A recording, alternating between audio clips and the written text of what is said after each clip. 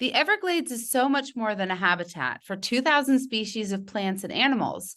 It's a U.S. national park, and it also provides drinking water for over 40% of Florida's population. It plays a crucial role in the state's economy. It's also one of our greatest tools in mitigating the effects of climate change and sea level rise in this most vulnerable area of the country. Joining us today is the Ecosystem and Resilience Scientist of Everglades Foundation, Dr. Meenakshi Chabba. She's here to talk about her advanced knowledge of the Everglades ecosystem, its science, and resilience planning for South Florida's natural and built environment.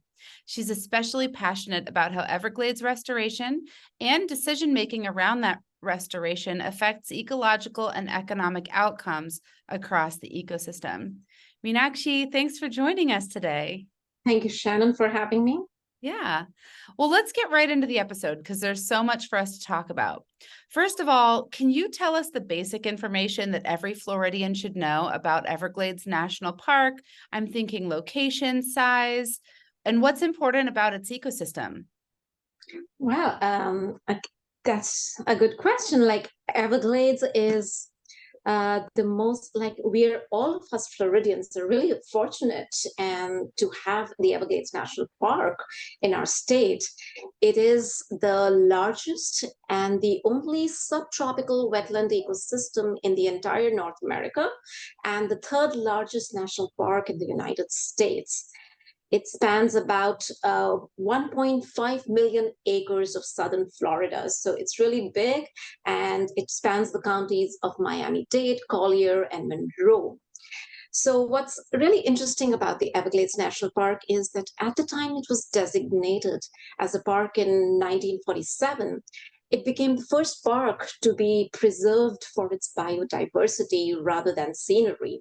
So it doesn't have the thrilling landscapes like Yellowstone or Grand Canyon, but its beauty is subtle. The more you get to know about it, the more it grows on you and enchants you. So I'm going to ask you to take just a moment to get a visual sense of the Everglades.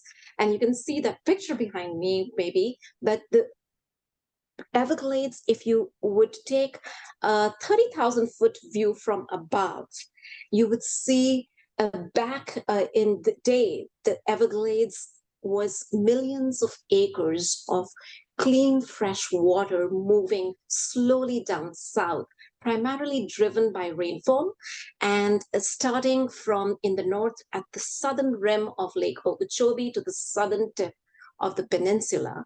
So this water, as it moved along, created a rich biodiversity of habitats and species, ranging from freshwater marshes to tree islands, hardwood hammocks, cypress forests, pine lands, mangrove forests, tidal bays and creeks, open coastal marine areas, all of them supporting that number that you gave in the intro, that was 2,000 species of plants and animals, of which, of course, many of us know about as the American alligator, the manatee, the Florida panther, and the number of wading birds. So that, I would say, is the primary ecological importance that the Everglades National Park and the Everglades as such holds for Floridians, for the country, and really it is a wetland of international importance and a World Heritage Site. So besides the ecological importance, it has several practical benefits for people like you and me who live here and beyond the Everglades. So the first one is that Everglades makes it possible to have clean drinking fresh water supply for all of us, for about 9 million people living in South Florida. Why? Because it recharges the one aquifer that we have, which is the Biscayne Aquifer, the underground water supply system that we have here in South Florida. So without the Everglades, we wouldn't be able to recharge the Biscayne Aquifer, and we couldn't have a sustainable water supply. And third, it holds it actually Everglades, it's very easy to say that Everglades holds the reason why we have a booming economy or a healthy economy.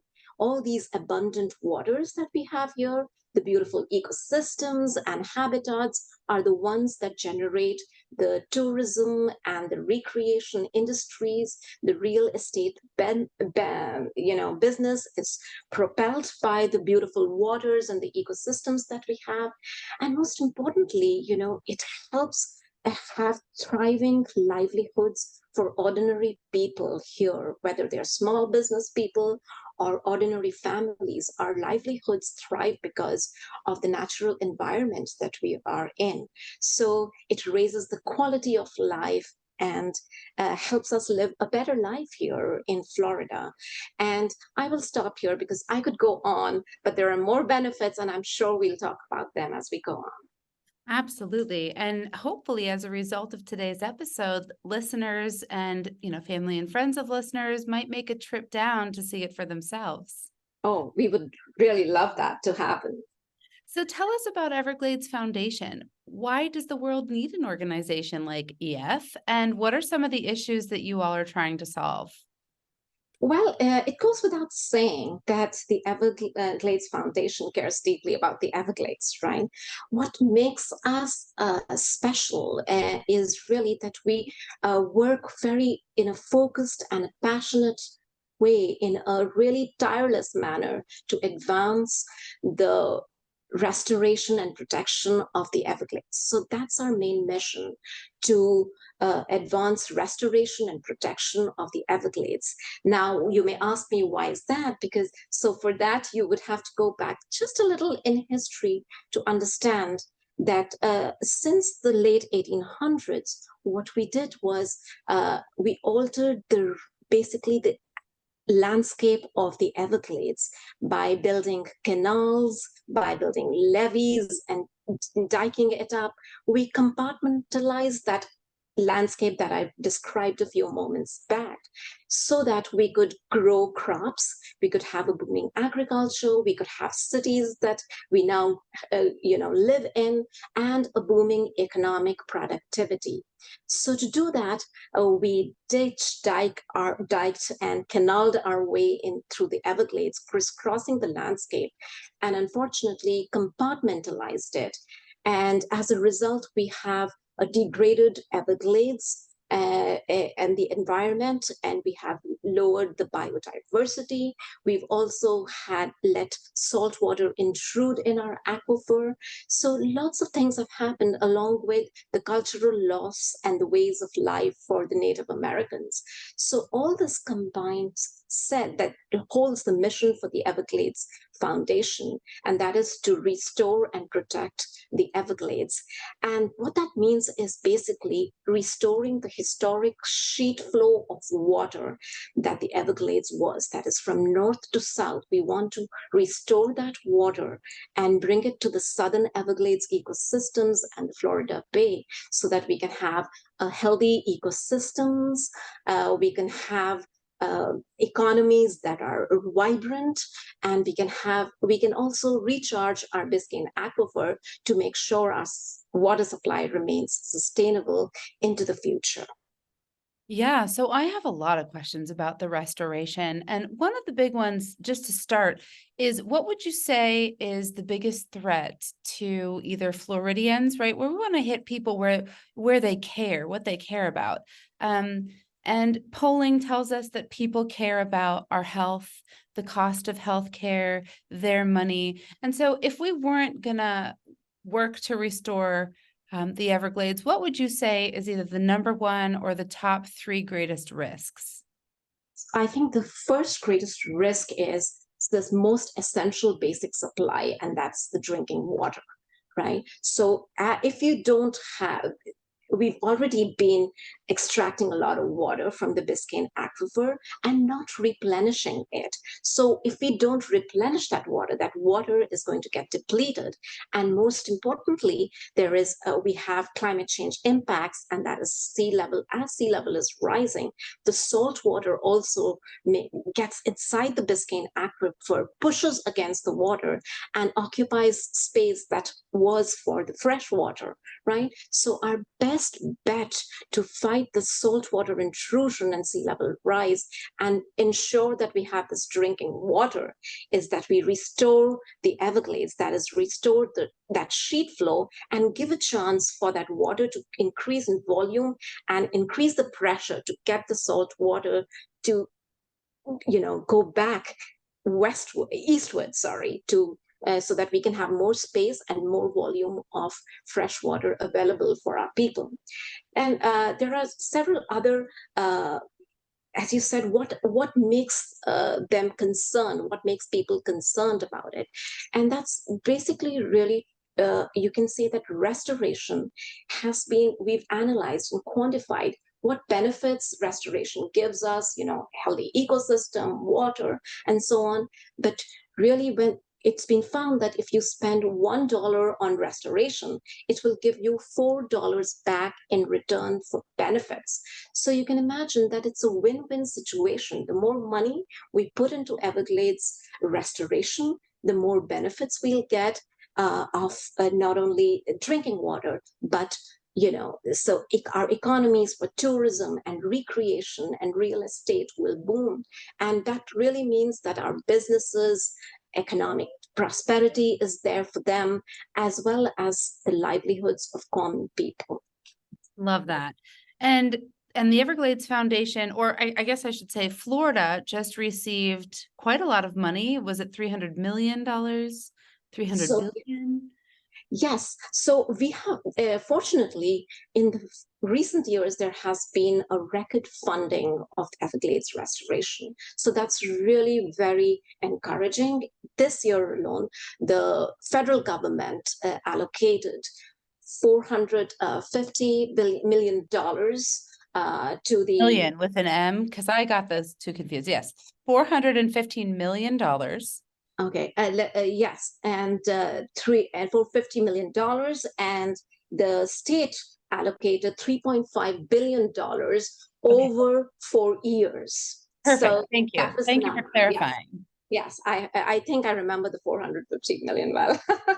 Yes. So yes, there has been record funding, and that's very encouraging because Everglades restoration has been happening over the decades, and it has been slow progress. But the record funding is ensuring that projects are coming together and being authorized and implemented at a faster pace to see the progress and effects. So what are some of the restoration projects that you know of that really are working? There's, like I said, there's so much. I know you guys have a comprehensive Everglades restoration plan. Feel free to talk about the plan or some of your favorite projects that you feel make the most impact. Can you share some stories with us? I would love to. So what you said was the comprehensive Everglades restoration plan. Now that's the big umbrella plan, which we also call it SERP.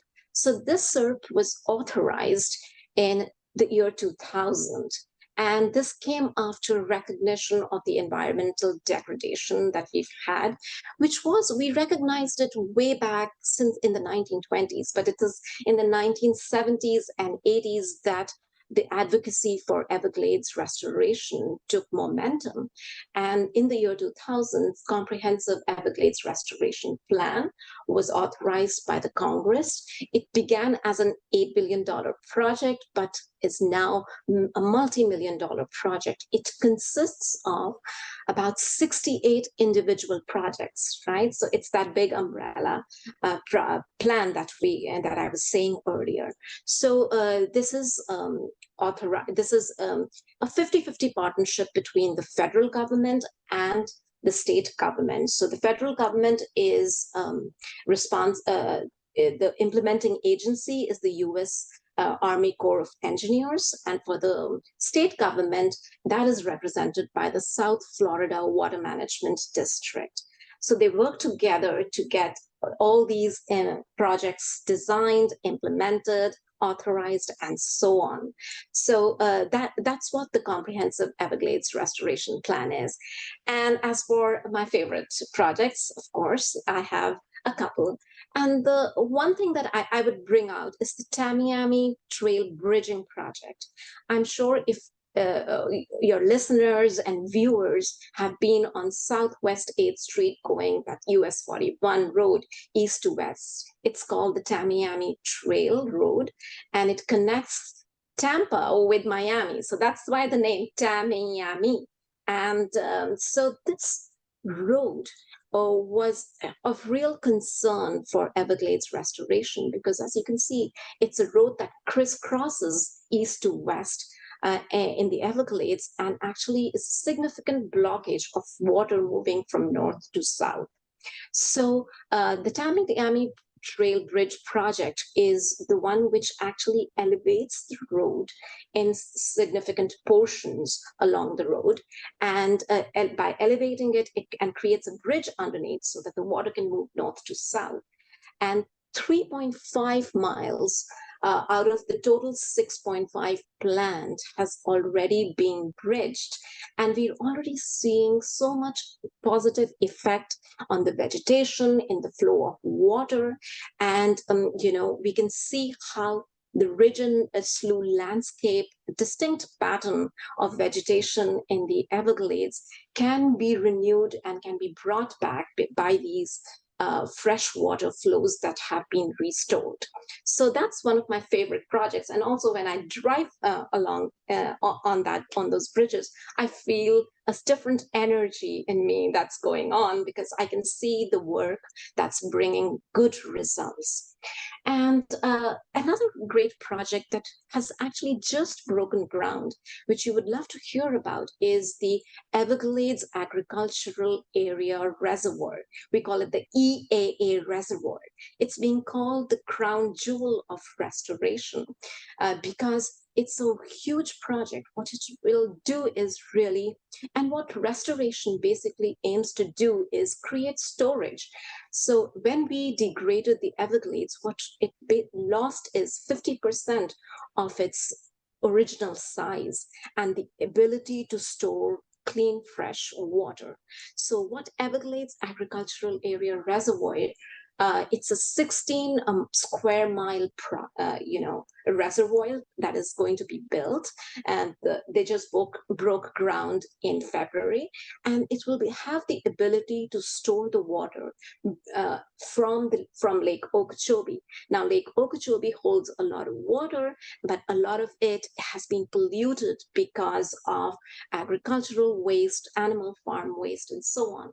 And during the time of flood events, when the water is too much in Lake Okeechobee, water managers, what they have to do is send the water east and west into the northern estuaries. And that leads to harmful algal blooms, red tide events, and that has happened several times in the past, it leads to ecological disasters, fish kills, and so on, and also human health problems.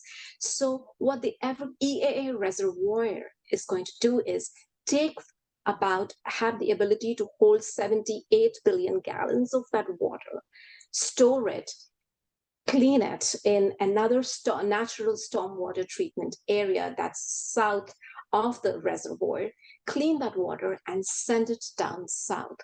This project is going to be able to reduce 55% of the flows to the east and west estuaries, that is Caloosahatchee and St. Lucie rivers. So that is a great win for Everglades restoration. And then sending the clean water down south is another win, because what that does is it restores the hydrology and it hydrates the parching southern Everglades ecosystems. They need that water for their health, for their functioning. So it's a great project that's in the making, and it's a milestone project because as soon as it's going to be done, we'll make much more progress in the restoration. That particular project sounds interesting to me because I live on the coast and have been, I don't want to say victim, but have experienced days when respiratory illness can be high due to algal blooms or red tides or seaweed die-off. And so in restoring the Everglades through that project and maybe others, Did I understand it correctly that we're also addressing issues at the coast and other things that threaten tourism and our economy? So it's going beyond the Everglades? It definitely is. And as I said, that restoration is going to improve all our industries, whether tourism, recreation, and real estate. They're going to have direct benefits. And we've measured and quantified those benefits. And definitely, as you know, when those harmful algal bloom events happen, tourism suffers, right? Recreation, people cannot go out into the water. They can't carry on their everyday activities that they're familiar with. People who book their tickets to come down to visit have to sometimes cancel or stay indoors because of health reasons. So all that is going to be affected. I cannot stress it enough that Everglades restoration is really the precondition for environmental restoration in all of Florida. It is a precondition for resilience, for the environment as well as the people and our economies. So what role does the Everglades National Park have in climate resiliency as well as in carbon pollution and greenhouse gas emissions? And before I stop talking, one of the things that our trustees, Thais Lopez Vogel, says a lot is that it's amazing, right? That the state is committing so much resource to Everglades restoration.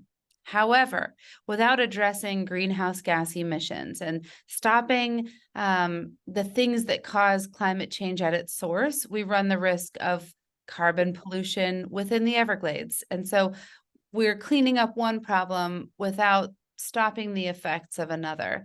So where would you say Everglades fits in? How is it important for climate resiliency, and how is it affected by greenhouse gas emissions? So I will begin by saying about what are the impacts of greenhouse gases emissions on the Everglades, and then I'll talk about how Everglades National Park and the Everglades are so important for climate resilience. And it all makes sense together. So climate change is happening, right? We are burning more and more fossil fuels, and that has resulted in these greenhouse gases in the air, which affects all ecosystems in the world, including the Everglades. So the few things that are really important in the context of the Everglades is the increasing temperatures, because these greenhouse gases lead to global air temperatures increasing. And same thing is that we've been experiencing here in South Florida.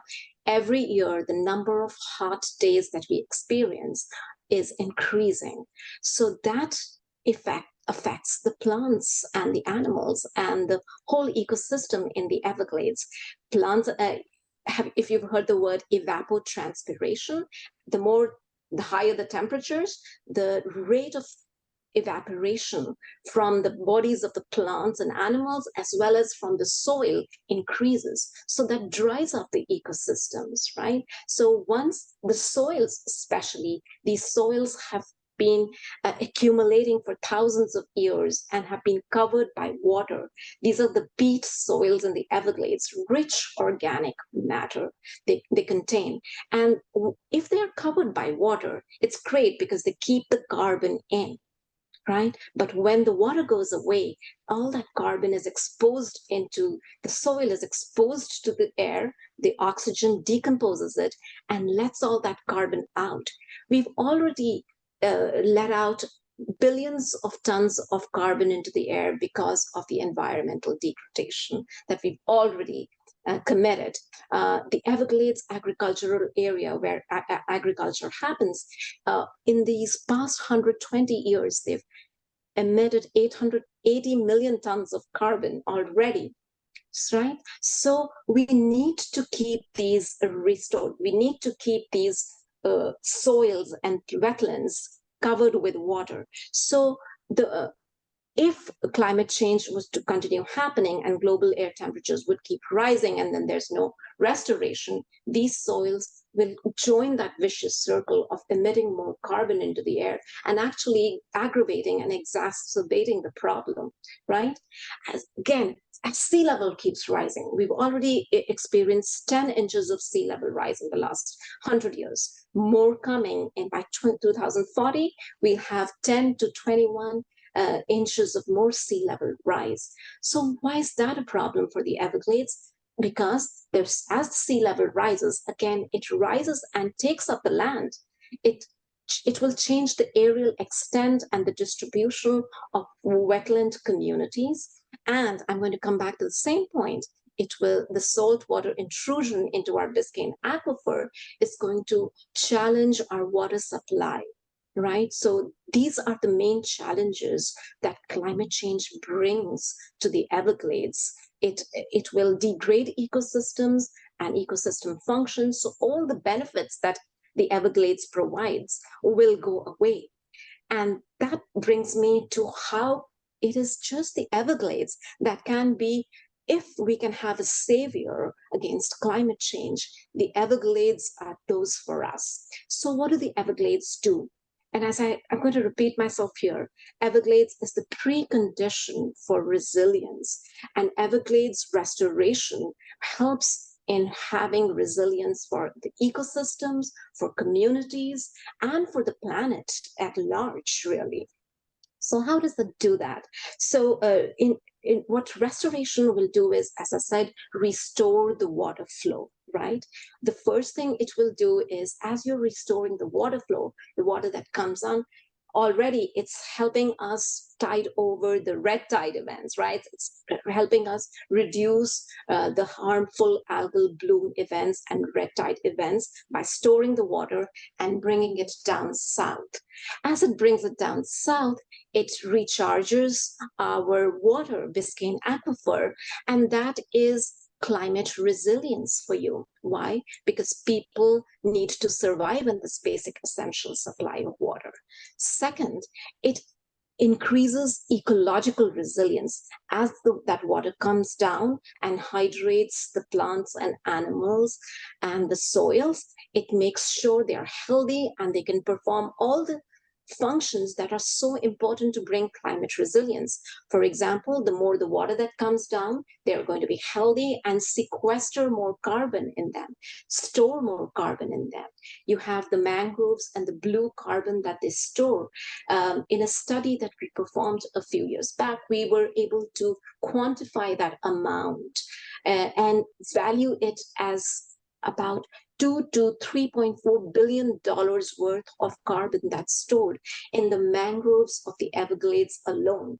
So in fact, we're conducting a study even right now as we speak to understand the latest science and how much carbon is present over there. So going back, so as the ecosystems are healthy, they'll sequester and store more carbon and help us fight climate change, right? And then if they're going to be more healthy, the same coastal ecosystems will provide us protections against hurricane winds, storm surges, the flooding that we are constantly facing on the coasts. These ecosystems are able to absorb that extra water. They're able to be a barrier against storm surge and take that water, take the force of that water and protect the communities behind them. If you remember, in 2017, we had Hurricane Irma, which struck the southwest coast of Florida. And when it struck Collier County, it was amazing to find in a study that the mangrove forests of southwest Florida averted $1.5 billion worth of damage to properties, that is people's homes, and protected nearly 600,000 people living behind the mangroves. So that's what the Everglades does. It provides us climate resiliency. And I will take this further to connect more dots. So, and I repeat myself here, as the Everglades ecosystems become healthy, they come to a position where they give us all the benefits of great landscapes, healthy ecosystems, abundant fisheries, no seagrass die-offs, and all the species and diverse habitat were teeming with health. Once we have that, that's when we have a booming economy on which people can rely on, improve their quality of life, and have the coping ability to face any hazardous events that climate change brings along with us, whether it's shortage in water supply or coastal hazards. All those will give us the resiliency, the environmental resilience, or the social and economic resilience to cope with climate change. Makes a lot of sense.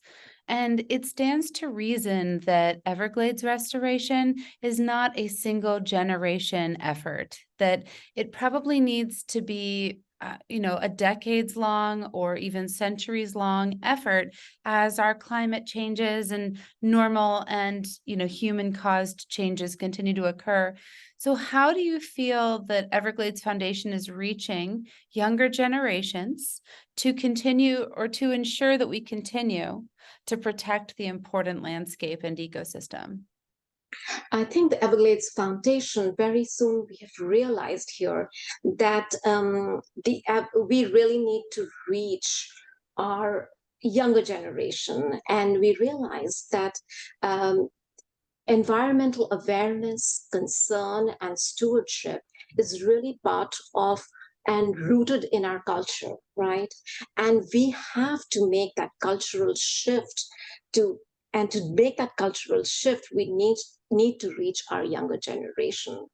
In a study and a poll conducted a couple of years back or so, I think in 2019, if I'm not wrong, 95% of people surveyed, Floridians surveyed, did not know where their drinking water supply comes from. So many of people I know have never visited the Everglades, right, and don't know its importance. So this awareness and concern has to be fostered and nurtured. And so we have an Everglades literacy program. That's an amazing program which is run by an amazing group of a team that we have here at the Everglades Foundation. It's headed by a former teacher, a dynamic personality who heads the program, and we've already trained about 5,000 teachers here in South Florida, and that will impact about 175,000, or I'll take that back. That has already impacted 175,000 students. So we are creating the awareness. We are helping teachers get trained in STEM professional development. We're providing them lesson plans, training materials, resources, interactive, education, field trips, and so on, to raise this awareness and make sure that Everglades restoration and the deep passion for environmental, safety and protection is there amongst our generations that are going to come and further down. So Everglades restoration is not just ours, it is for everybody. It has to be handed down, and we're really deeply invested in that. Yes, and a great way for people to find that passion for this amazing national park is to visit it. It's to visit your website. And so I will link Everglades Foundation website in the show notes. I know that you're able to give lots of different recommendations and resources for how people can get involved. Let's wrap it up by just saying, thank you so much for coming on the show. And is there anything else you want to tell our audience? They're hungry for action. What can they do today to help further your mission? Definitely come visit the Everglades first. And if you visit our website, find out on ways that you can visit the Everglades in different areas and different experiences that you can have. If you're in a school, ask about the Everglades literacy program, and look for our videos on our website to get familiar with them, or shoot us an email to find out anything about the Everglades. So I'm going to share the Everglades website and also the education programs website with you, of course. And yes, I think the Everglades are an enormously beautiful place. The more you visit them, the more you grow to love them. And finding more about them from the Everglades Foundation's website or our social media platform on Instagram, Facebook, and on Twitter. We're there. Find out about it and come to know more about the Everglades. Dr. Meenakshi Chabba, thank you so much for coming on the show, and thank you for your scientific work. Hope you have a Thank great you. day. Thanks. You too.